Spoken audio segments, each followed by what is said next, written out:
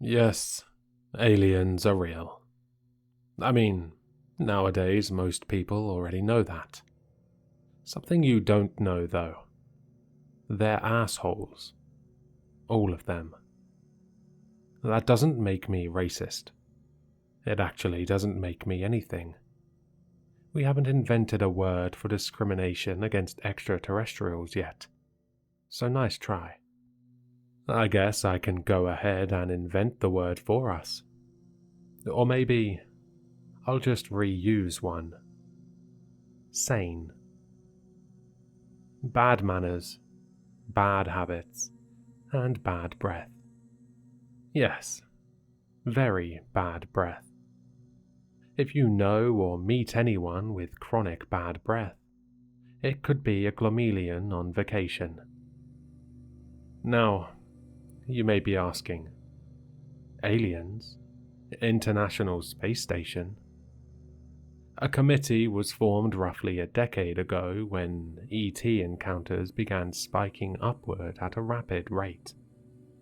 Countries at the frontier of space exploration met and decided the best choice was, of course, to keep it all under tight wraps and pretend everyone else was crazy.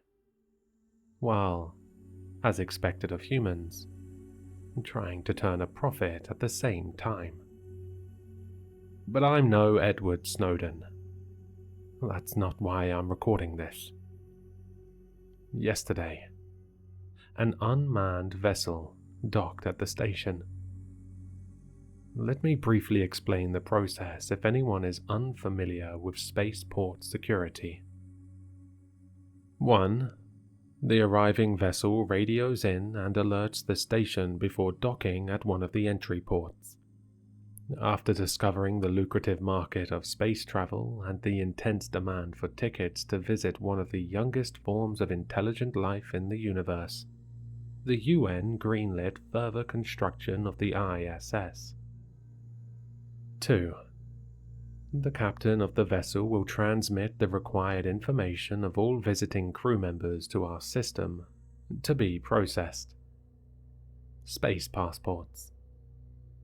3. The visiting crew will exit the ship into our security processing facility. 4. Both the visiting crew baggage and interior of the vessel will be inspected by TSA agents. No bottled liquids allowed. 5. If the vessel and visiting crew are deemed fit to travel, a limited permit will be issued, and a tracker secured to the vessel. 6. All other pertinent information is recorded, and the vessel is allowed to proceed into the atmosphere. 7. Cleanup. A lot of them leave a trail. One agent works the monitor while a few are on security. It was a slow day. I was on the monitor and the other men were napping. There's not a lot of employees available, so we grab all the sleep we can get. The vessel that arrived was standard. I'd seen a few of them before, though I can't remember which star system it derived from. There was no radio call-in, so I only noticed it when I briefly looked up from Instagram to gaze at the infinite cosmos. It drifted towards the station, far slower than one usually would. Maybe it was a rookie pilot being extra cautious, I thought. After a painful amount of time, the ship docked at the furthest port, Dock 5. Assholes. I would have gone to wake security up, but they still hadn't transmitted the crew information yet. Usually, the pilot is able to do this long before their vessel docks. I waited a couple minutes before opening the port doors. If their communications were down, they would have to provide hard copies of the crew's information. I watched the loading bay's video feed from my monitor. Another few minutes go by. No information, and their vessel door remained shut. Annoyed, I left my post and started to head down the long winding hallway. Every 100 feet or so there is a bay door leading into a docking bay, where a crew would exit from before heading to SPF, security. Inside is a space about 100 by 100 feet, separating the bay doors and the port doors where vessels docked. We only have 5 so far, but they are in the process of constructing 2 more. Once I arrived at the end of the hallway where Dock 5 was, I could see the vessel door was now open. The interior was dark. There was no sign of movement. Working the job for 18 months now, I could feel this wasn't the usual space shenanigans we were used to. The situation was all wrong. I radioed security to wake their ass up. We had a problem. 30 seconds later, I heard their boots smacking the floor of the hallway. What is it?" Ryan asked. His bed head was apparent, as he was huffing air. "Look, it docked about 10 minutes ago," I said. "And?" "And look." I gestured. "It's empty. No comms. Nothing. It just drifted in." Ryan peeked through the window into the bay. "How the hell did they dock?" he asked. That was a good question. "Stay here for now." He handed me a pistol. Lead, as it turned out, does not discriminate against aliens. Ryan nodded towards his men. "Gentlemen, weapons live." I flicked off the safety and watched as the men in security uniforms filed into the bay. Ryan edged towards the open moor of the ship, shining his flashlight inside. I held my breath as they entered.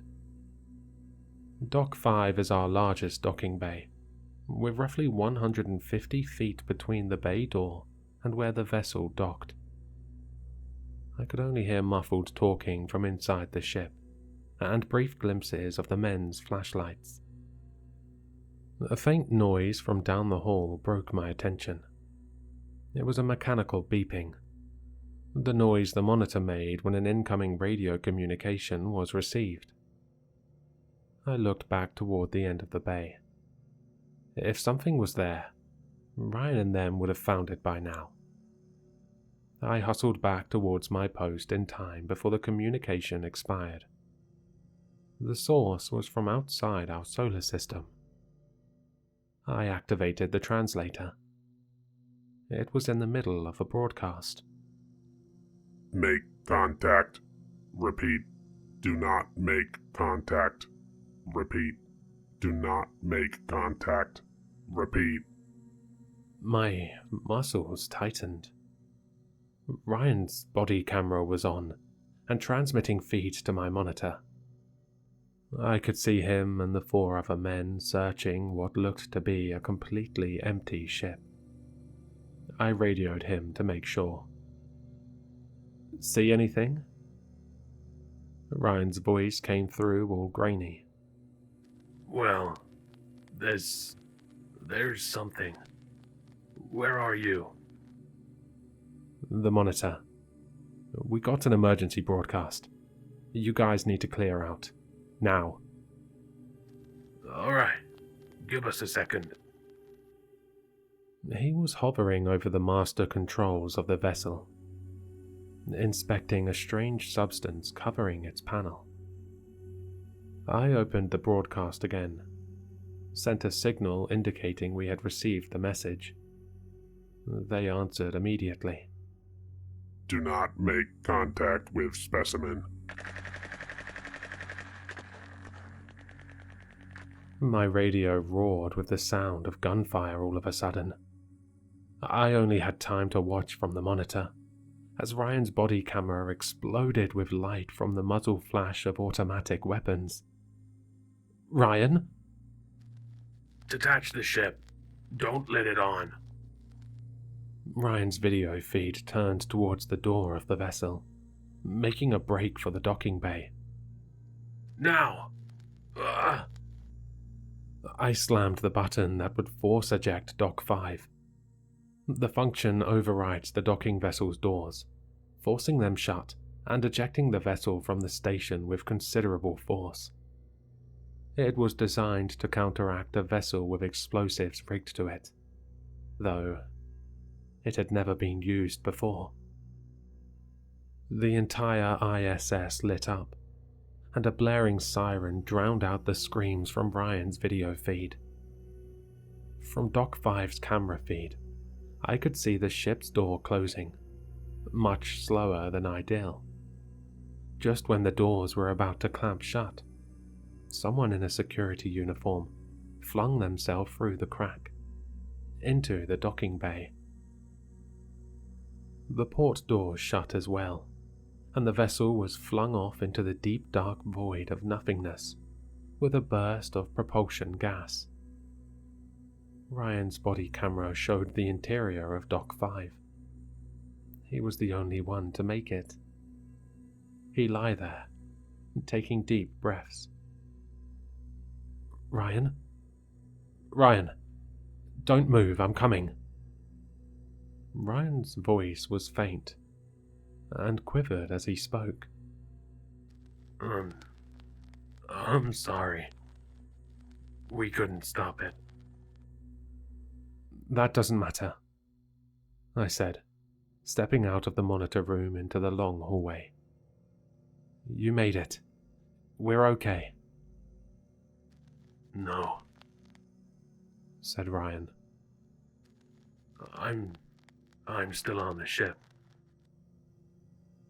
I paused.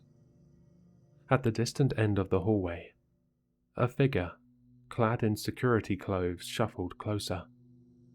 Its helmet lolled, left to right to left. It's smart. It has my body camera. I crashed back into the monitor room and locked the door behind me.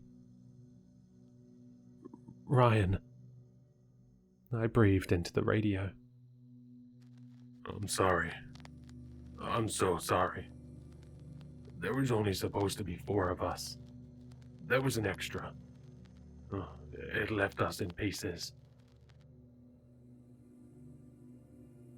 24 hours later, and here I am. Still. The alarms on the station have been blaring for a while now. I heard an announcement on the intercoms, but couldn't make out what they were saying. Seems like I'm quarantined with this thing. It knocks every minute or so. Never banging. Always knocking. Ryan's body cam is still transmitting its feed, right outside my door. It hasn't moved yet. And Ryan. Last coherent thing I'd heard from him was a jumbled soup of words about trying to find another tourniquet. Not sure how long ago that was.